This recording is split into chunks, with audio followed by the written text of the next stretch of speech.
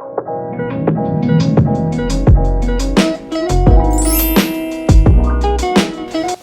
guys, so I am back after such a long time.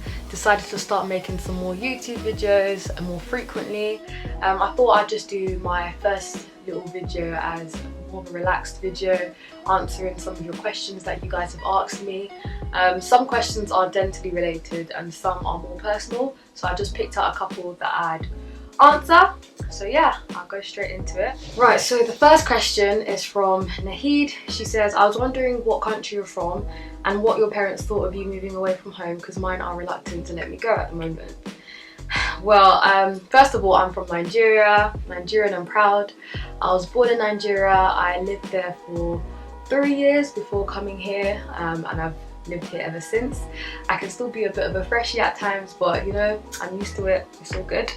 And in terms of my parents, I was actually quite lucky in the fact that my parents weren't too fussy about where I went to uni. Like, my mum always just told me, go to a place where you'd be happy, wherever's best for your course, do you know what I mean? But my dad, on the other hand, he wanted me to stay at home in London so I could save money and all of that. But when you've been living at home for the past 18 years, I feel like it's really important that you get your own independence.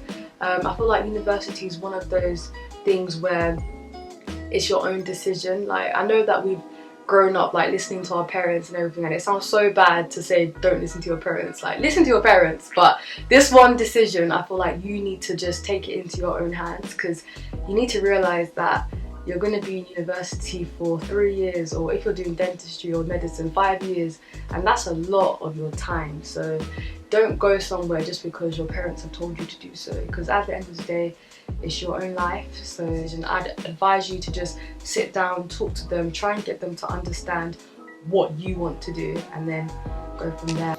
So the second question is from Yumi. Sorry if I pronounced that wrong, by the way. She said, what does the daily life of a dental student look like? Cool. So I feel like that question depends on who you are as a person and also what year of dental school you're in.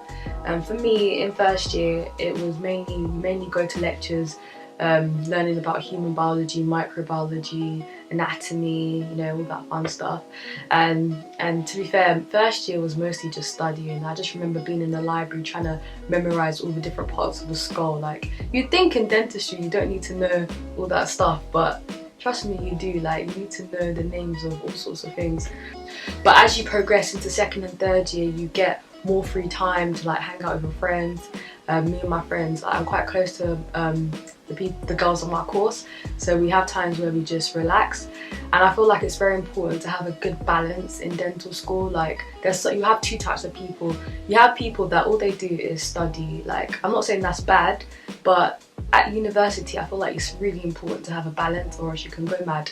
Like, you need to make sure you have a proper balance. Like, it's good to study. Like, you came to university to get a degree at the end of the day. Like, you're paying 9 grand a year. But at the same time, I feel like it's really important to incorporate different things into your weekly schedule. Like, I try my best to do a lot of extracurricular activities, and like, obviously your degree is your main focus, but on a day-to-day basis, I'd say try and mix it up, try and vary it, because your time at university is going to go so quickly, and you don't want to look back and think, what did I actually do? Like, did I just sit in my room 24/7 and just study? Like, obviously that's good, but you need to have, I feel like it makes it more exciting when you're doing other things as well. So the next question is from Amy. She says, how do you deal with the feeling of rejection in life? Do you have any coping mechanisms or helpful strategies? Rejection, that's a very good question. The first thing that comes into my mind when I think about rejection is my university application process. It was such a difficult period for me. Like, if you don't know, when I applied to dentistry, I didn't get in the first time. In fact, I got rejected by nearly everyone except from Manchester and Liverpool. And the second time I didn't get any offers. I got rejected from everyone except from Plymouth.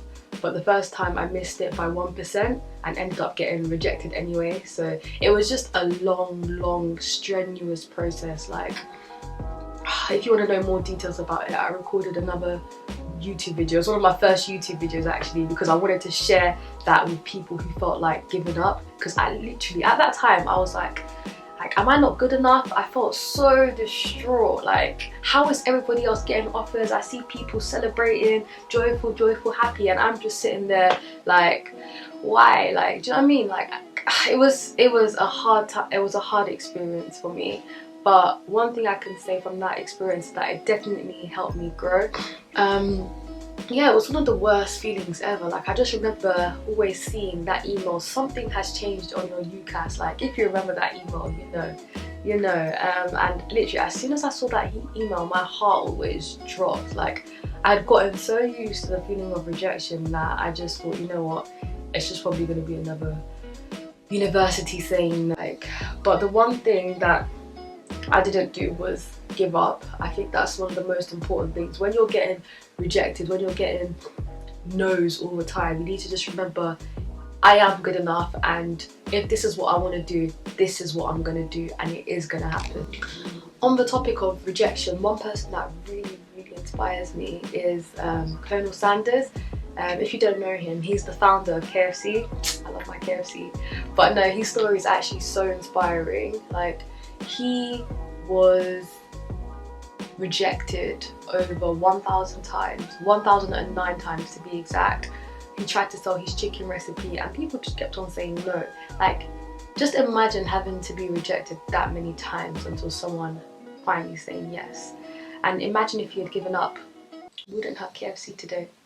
We wouldn't have that. Like, it's just mad when you think about it. So just persist and don't give up, because you will get rejected in life, but it all comes to how you handle rejection. Because I feel like rejection is one of those things in life that genuinely makes you who you are and makes you stronger. It might sound really cheesy, but it does definitely make you stronger.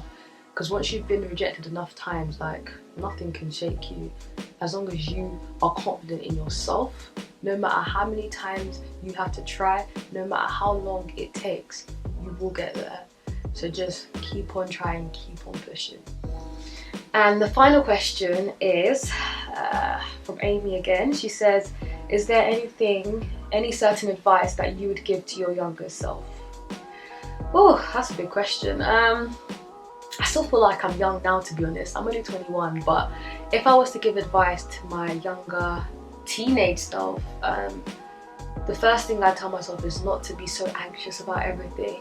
Because I remember I was always worried about the future, what was to come. I didn't actually know exactly what I wanted to do then. I didn't even know I wanted to do dentistry.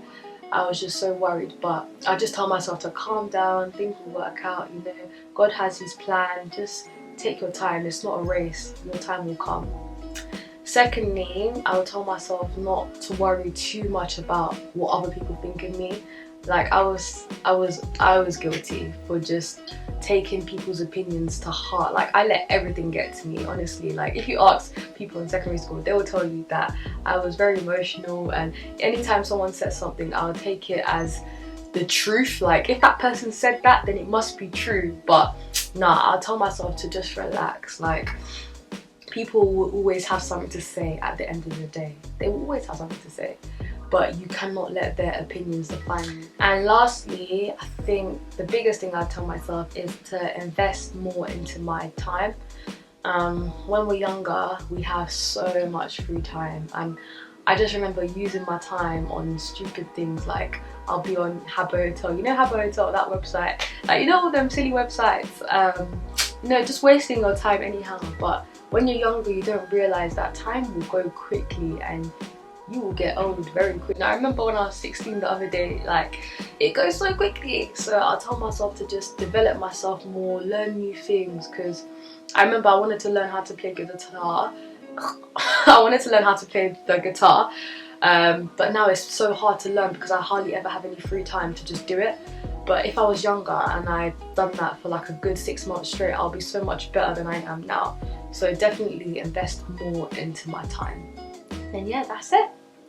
Hope I answered all of your questions, and yeah, keep them coming. I might do a part 2 to this, you never know.